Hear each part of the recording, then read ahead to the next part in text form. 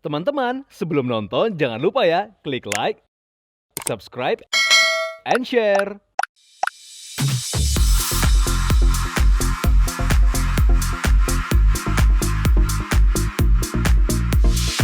Manusia dan hobi tentu menjadi hal yang tak terpisahkan. Dalam program People and Hobbies kali ini kami akan mengulas selebritis, selebgram, public figure, komunitas, ataupun individu yang memiliki hobi unik, lucu, dan tentu saja menginspirasi.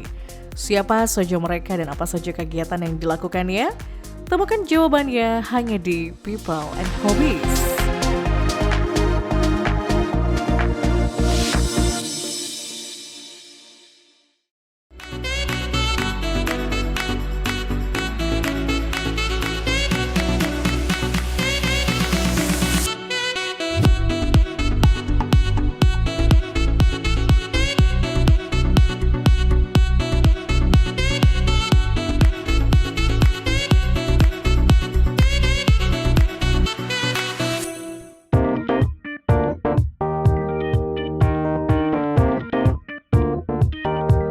Viewers, nama Ratih Sukosasi di industri tari tango internasional memang sudah tidak diragukan lagi. Mantan model di era tahun 80-an ini hingga kini masih tetap eksis di industri tari tango. Nah, kali ini kita akan mengenal lebih dekat akan passion Ratih Su dalam menekuni tari tango ini. Yuk, langsung aja kita ikuti kegiatannya.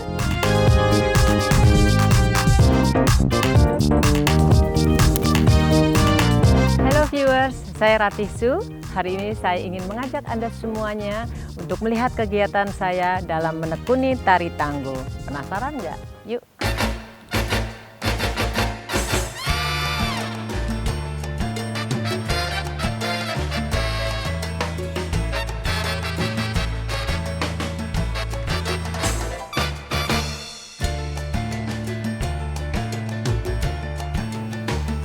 Halo viewers, di belakang ini adalah studio privat saya. Mau tahu ada apa di dalamnya? Studio ini baru saya renovasi di mana saya belajar menari berlatih tango. Yuk!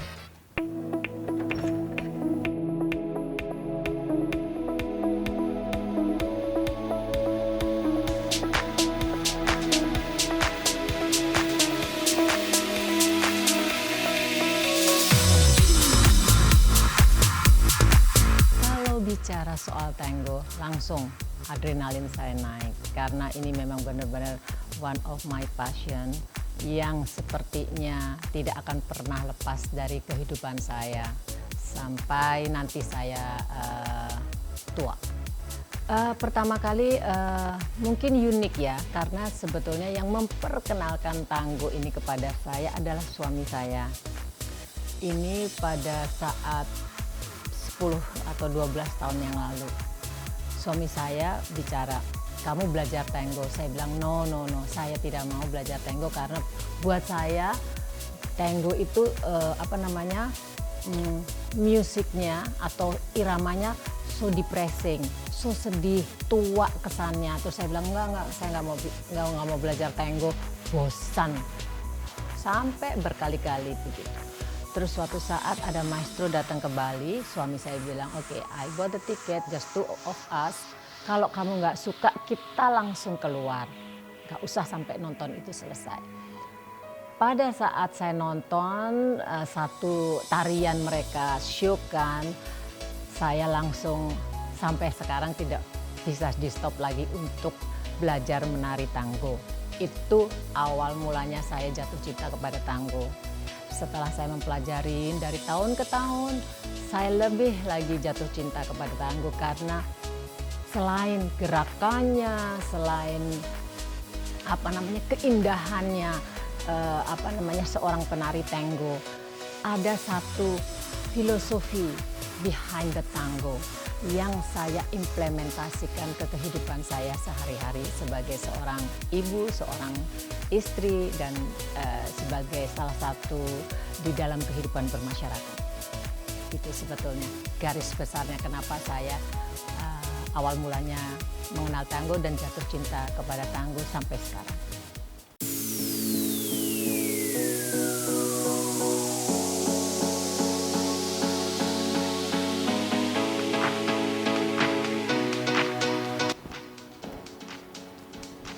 Hello viewers, ini adalah studio pribadi saya. Di sini saya berlatih tango. Kebetulan ini baru saya renovasi biar lebih sedikit fresh dan lebih kelihatan tango merah.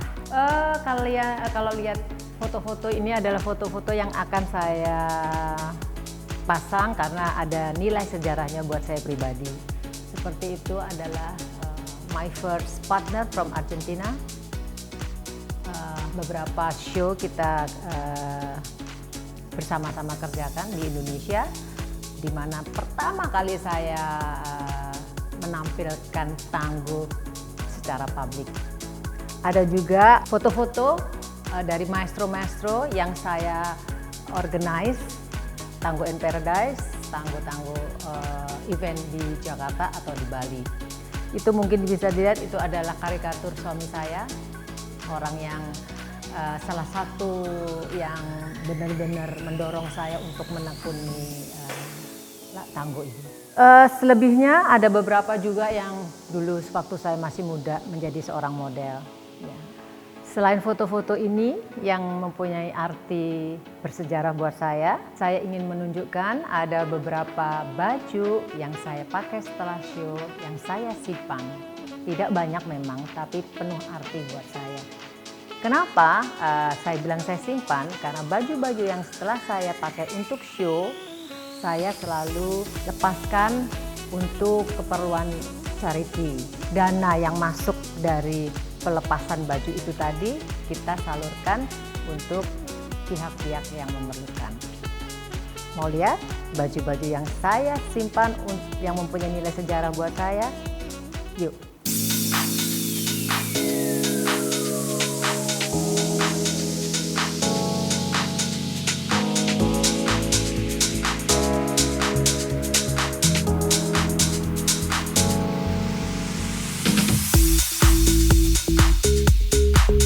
Pada saat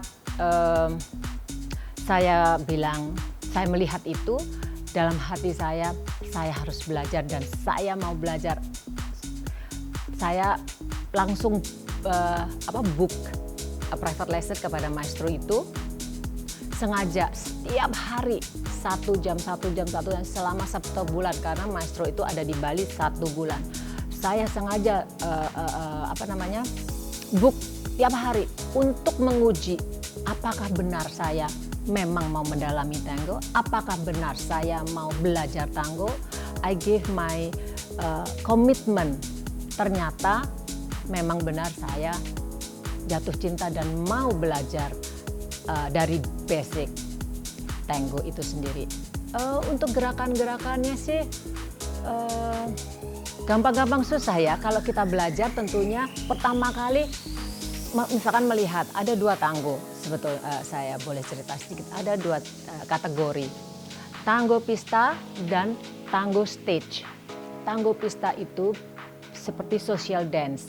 Kalau misalkan kita ke disco, kita dansa sama dengan orang yang tanpa latihan pun. Itu tango pista, di mana ada beberapa kategori atau kriteria yang itu dinamakan tango pista atau tango stage. Kalau tango stage secara garis besar itu adalah suatu senario, ada ceritanya, alur ceritanya, biasakan ditarikan oleh seseorang atau couple itu sendiri. Tidak mudah dan tidak gampang. Tango pista seperti social tango, kelihatannya mudah, dilihat side step, maju ke depan, ke belakang, ke kanan dan ke kiri. Kelihatannya memang gampang. Tapi sebetulnya itu membutuhkan suatu energi dari dalam, ya. Jadi tapi kalau untuk sebagai beginners, ya kita harus mengajarinya untuk bisa lebih menarik, nggak membosankan. Kalau dilihat memang basic itu membosankan, kanan kiri depan belakang dan segala macam. Tapi dengan kanan kiri depan belakang, if you can do rightly, beautifully, you can dance the whole night. Ya, itu tango pista.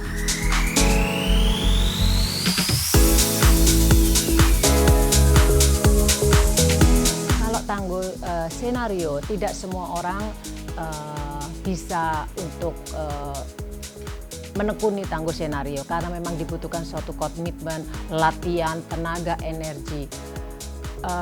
Saya memulai sebetulnya dari Tangguh Senario sebelum saya ke basic Tangguh Pista. Karena apa? Saya lebih menarik itu yang kakinya diangkat, yang kakinya ini, dan itu buat saya lebih menarik. Mungkin pada saat itu saya benar-benar dari nol. Saya melihat dari luarnya saja. Saya tidak melihat dari dalamnya itu bagaimana.